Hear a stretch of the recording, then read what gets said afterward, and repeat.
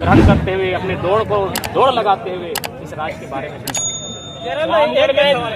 जयराम जी रामगढ़ में चुनाव होने जा रहा है, तो क्या उसका भी एक संदेश जा रहा है कि रामगढ़ में आप चुनाव लड़ेंगे? क्या लड़ेंगे, कौन होगा रामगढ़? उसके लिए रामगढ़ में उपचुनाव का जहाँ तक विषय है, ये कार्यक्रम हम लोग का 1.5-2 महीना पहले से तय था, और जब यहाँ की जो विधायक मेटा में उनकी विधायकी नहीं गई तो उससे पूर्व निर्धारित था, तो ऐसी कोई मंशा के साथ हम यहाँ नहीं आए हैं। और मेरा मानना है उपचुनाव में हम लोग की कोई सक्रिय टीम नहीं है, और चुनाव का विषय है। हम लोग चाहेंगे 2024 के लिए युवाओं को विचारों में परिवर्तन करते हुए व्यवस्था परिवर्तन की ओर देखें, और जो उनके पक्ष में नीति नियम बना सकें ऐसे लोगों को चुनकर विधानसभा के भीतर भेजें, ताकि इस राज्य के युवा, राज्य के किसान, महिलाएं, उनके पक्ष में जब नीतियाँ बनेंगी तो उन्हें ज़्यादा से ज़्यादा लाभ मिलेगा, और इस राज्य में इस राज्यवासी होने का उन्हें अनुभव प्राप्त होगा। राज्य के युवा जो है टाइगर जी, आपको मुख्यमंत्री प्रत्याशी के रूप में राज्य के युवा देख रहे हैं, तो विधायकी होना चाहिए ना उसमें? एक आदमी बोले कि बाहरिया लोग आके यहाँ पे मतलब घर बना लेते हैं, तो भाई बनाने वाला जो जाति आती है वो तो सरकारी का आदमी रहता है ना। देखिए, सबसे पहली बात, आप किसी भी सरकारी महकमे में चले जाइए, जो भी कार्यालय है, वहाँ हमको लगता है जैसे जैसे उसका पद ऊपर बढ़ेगा नौकरियों का, वहाँ मैक्सिमम बाहर के लोग, तो जाहिर सी बात है जो बाहर के लोग यहाँ नौकरियाँ करते हैं, पहला बात तो नियुक्ति तो सरकार ने करती है, तो बहाली सरकार ने करती है। बहाली सरकार करती है, आपके पास में नीति है इस राज्य की कौन वैकेंसी भर सकता है। तेलंगाना में नियम है 371D के अनुसार कि राज्य में जो भी नियुक्त होंगे उसी राज्य के निवासी भरेगा, लेकिन क्या आपने यहाँ की वैकेंसी में पढ़ा है? यहाँ लिखा है भारत के निवासी होना है, तो उसी को लड़ रहे हैं। पारसनाथ मुद्दे पे आप क्या कहना चाहेंगे? पारसनाथ मुद्दे पर हम यही कहना चाहेंगे, सामंजस्य। पारसनाथ किसी विशेष समुदाय का नहीं है। पारसनाथ 16,000 एकड़ में फैला है, उसके बाद छोटी छोटी पहाड़ियाँ जो टुंडी तक जाती है, अन्य सीमाओं तक चलती है, एक बहुत बड़ा विशाल क्षेत्र होता है, जहाँ लगभग हमको लगता है सैकड़ों गाँव आएंगे, और सैकड़ों गाँव का जीवन देने का तरीका अलग है। इसी आस्था के नाम पर किसी के मैंने आस्था के साथ ठेस ना पहुँचाया जाए। तो पारसनाथ सबका है, समुदाय का है, सबकी आस्था का केंद्र है, वहाँ सबका नेता होता है, और सबसे खास बात जो उस क्षेत्र के आसपास जो लोग रहते हैं उसका आर्थिक स्थिति वहीं से संचालित होती है। जो भी पहाड़ी पारसनाथ क्षेत्र की जो छोटी छोटी पहाड़ियाँ हैं, क्योंकि हम वहीं रहते हैं, जो देखिए जो सोशल मीडिया में बकते हैं, जो लोग धरातल पर गए नहीं उनको बोलने दीजिए, लेकिन जिनको जानना है पारसनाथ को, एक बार पारसनाथ किसी गांव में एक सप्ताह रहकर आए और उनके दिनचर्या को देखें कि उनका दिनचर्या कैसे चलता है। हम तुमसे बता देंगे, सबसे पहले सुबह होती है, मैं अपने ही गाँव को उदाहरण लेता हूँ कि मेरा भी गाँव पहाड़ के किनारे है, सतपहरी, सुअर टुंगरी और बनटुंगरी और बेरगा और ललकी, ये 5 पहाड़ जहाँ हमारे गाँव के लोग आ सकते हैं, जो पारसनाथ की पहाड़ी से सटे हैं।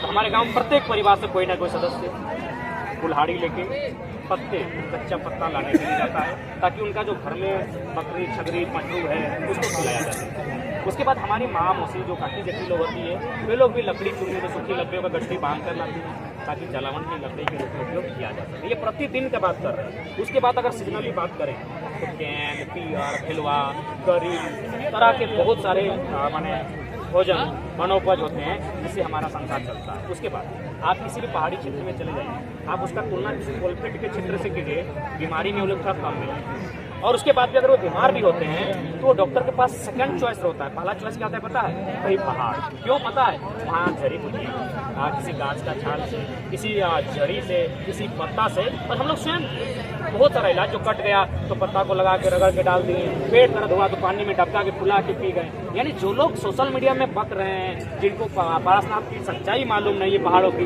वे लोग तो कहेंगे। वैसे भी उनके लिए आदिवासी, मूलवासी, किसान लोग तो मैंने दानव और राक्षस ही होता है। जो लोग सभ्य लोग आज जो सोशल मीडिया में बयान दे रहे हैं, जो लोग एक आंख से देख रहे हैं, उनके लिए हम लोग हमेशा राक्षस ही रहे हैं, दानव टाइप के रहे हैं। हम लोग जयराम जी, राज्य के युवा आपको मुख्यमंत्री के चेहरा के रूप में देख रहे हैं, तो चुनाव के पीछे में क्यों हो रहे हैं?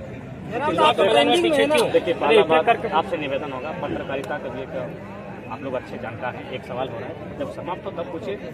आपको भी एक अच्छी पत्रकारिता करनी है भविष्य में। आपका सवाल है दादा चुनाव को लेकर, तो मेरा मानना है कि ये दिल्ली नहीं है, यहाँ शिक्षा का अभाव है। आज भी आप चुनाव में जाकर देखिए, सर्वे कीजिए, हमारे जो लोग हैं वो हड़िया मड़िया मना दारू मुर्गा में बिक जाते हैं। और हम जिस पृष्ठभूमि से आते हैं, मेरा जो बैकग्राउंड है नॉन पॉलिटिकल, हमारा मैंने परिवार से, हमारे गांव से अगर बात करें तो मैंने दूर दूर तक किसी इस प्रकार का बैकग्राउंड नहीं है। अतः अगर हम लोग यहाँ आते हैं फिलहाल और अगर चुनाव की सोचते हैं, तो मुझे लगता है अभी बहुत संघर्ष करना पड़ेगा। तो इसीलिए हम लोग आंदोलन के विषय में सोचे हैं और प्रत्येक गांव में जाकर एक संगठनिक ढांचे को तैयार कर रहे हैं, ताकि इन फ्यूचर कम से कम हम लोग का एक रोल रह सके। हम लोग रोल से भाग नहीं रहे हैं, लोकतांत्रिक व्यवस्था है वहाँ से भाग नहीं सकते।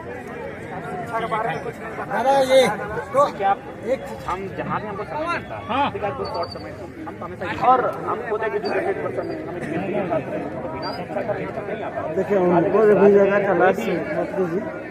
मैंने पदाधिकारी लेवल का आदमी अगर हमसे टकराता है तो कारण मेरी एजुकेशन के कारण, वरना अगर हम दिखते हैं हमसे अच्छे लोग और भी सुंदर दिखते हैं, अच्छा लोग वीडियो लेके चले गया। शिक्षा से ही झारखंड का कल्याण हो सकता है और झारखंड में जो लोकतांत्रिक व्यवस्था है उसमें बदलाव लाया जा सकता है। इसीलिए हम तो युवाओं से भी अपील करते हैं कि आप बिल्कुल अपनी शिक्षा से आपको आंदोलन में नहीं आना है, बल्कि आप नैतिक समर्थन करें। यदि आप शिक्षा के क्षेत्र में यदि आप पढ़ने वाले छात्र हैं तो पहली प्राथमिकता आपकी पढ़ाई रहे, उसके बाद आप अपने नैतिक समर्थन इस आंदोलन को कविताएं लिखकर आप समर्थन करके आप नैतिक समर्थन दे सकते हैं। अगर जयराम मतो पर्यटक स्थल चाहते हैं कि किस मतलब की झारखंडी जो टाइगर जयराम मतो या फिर झारखंडी लोग क्या चाहते हैं लोग? वहाँ सबकी आस्था का केंद्र है, बीच का रास्ता बना। वो कभी इको सेंसिटिव जोन था और इको सेंसिटिव जोन का भी पालन हो, तो चाची वन्य अभ्यारण्य वहाँ पाया जाता है उसका भी पालन हो, यानी बड़ी बड़ी इमारतें वहाँ ना बने। आस्था के लिए इमारत होना आवश्यक नहीं है, आस्था के लिए अरबों का खर्चा करना आवश्यक नहीं है। आस्था हृदय से होती है और आस्था अगर अनुशासन मांगती है, हम लोग उसे उनके अनुशासन के पक्ष में हैं। लेकिन आस्था के नाम पर अगर धनुगाही किया जाएगा तो कोई भी उसका पक्ष अगर केंद्र सरकार राज्य सरकार अगर इस तरह से नियम लागू कर देती है तो आप क्या फिर रणनीति तैयारी करेंगे? देखिए हम क्यों रणनीति, हम होते हैं कौन? झारखंडी मतलब हम होते हैं कौन? हम भी एक परासनाथ की तराई में रहने वाला एक बेटा है। जो रिस्पॉन्सिबिलिटी सबकी है वही मेरी है, हम सबको वही जगाने का काम करेंगे। और अगर नहीं जागते हैं, यदि उनको बेदखल करने की जरा से भी चेष्टा की जाती है तो बहुत सारे उदाहरण सामने हैं। मैंने आपको शुरू में ही कहा कि आज पारसनाथ के इर्द गिर्द आप जो 2017-18 में राज्य सरकार द्वारा नक्सलियों की सूची जारी की गई थी 125 की, तो उसमें 25% नक्सली पारसनाथ थे। क्यों कर पा रहा है? वही महाजनी प्रथा, गांव जंगल उनका और उन्हें बेदखल करने की चेष्टा। तो इसीलिए मेरा मानना है अराजकता ना हो। दादा कल राष्ट्रीय युवा दिवस है, उस पर मैसेज युवाओं को क्या देंगे? राष्ट्रीय युवा दिवस के अवसर पर युवाओं को यही मैसेज देना चाहेंगे कि आप युवा हैं और युवा अवस्था एक ऐसी अवस्था होती है जो समाज के लिए, राज्य के लिए, देश के लिए एक आशा की किरण है। आप अपने आप को इस तरह सशक्त बनाएं जिससे कि आपका देश, आपका राज्य और आप जिस समाज में रहते हैं वो कहीं ना कहीं उन्नत हो सके, वो कहीं ना कहीं एक आगे बढ़ सके। इसलिए मेरा मानना है और विवेकानंद जी को तो उनको भी अपने जीवन में उनके आचरणों को भी अनुसरण करना चाहिए। जब से ये भाषा आंदोलन स्टार्ट हुआ तब से मुझे लगता है कि युवा लोग जितने भी पढ़े लिखे थे तब से ये विरोध करना सीखे, कहीं ना कहीं तब से ही देखने को मिला है। क्या करना चाहिए? हाँ बिल्कुल, बहुत सारे लोगों ने कहा कि इस आंदोलन से क्या मिला, तो हमने स्पष्ट कहा। कुछ चाहे हम कहते हैं 6ठा क्लास का लड़का बोल रहा था दादा 1932 तो विधानसभा में पारित हो गया है, तो कहीं ना कहीं 6ठा क्लास का लड़का जो इस भीड़ में 10 के सामने आने से कुछ बोल नहीं पाता है, वो मीडिया बन के मैंने चाहे यूट्यूब का ही चैनल क्यों ना है, लेकिन है तो 6ठी क्लास का, वो सवाल कर रहा है कि बड़ा बदलाव है। और